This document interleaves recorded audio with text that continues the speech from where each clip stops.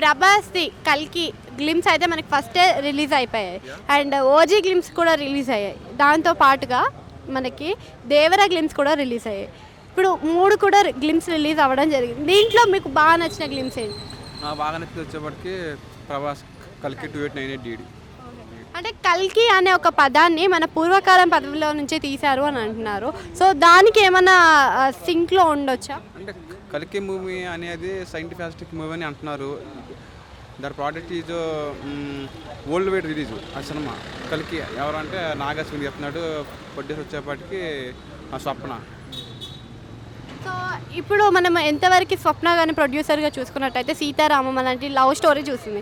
ఇప్పుడు మనకి వచ్చే కల్కి మూవీ అనేది కొంచెం మార్వెల్స్ టైప్లో వస్తుంది, సూపర్ హీరోస్ టైప్లో. సో ఎంతవరకు మంచిగా అవ్వచ్చు?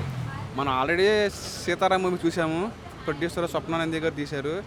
ఆమె ఒక మంచి ప్రొడ్యూసర్గా ఈ ప్రాజెక్ట్ని తెర మీదకి తీసుకొచ్చారు.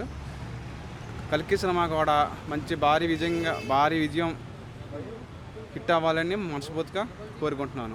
ఒక ఎక్స్పెక్ట్ 2 crores బాక్స్ ఆఫీస్ వద్ద మంచి సంచలనం సృష్టించాలని ఒక ప్రభాస్ అభిమానిగా నేను కోరుకుంటున్నాను.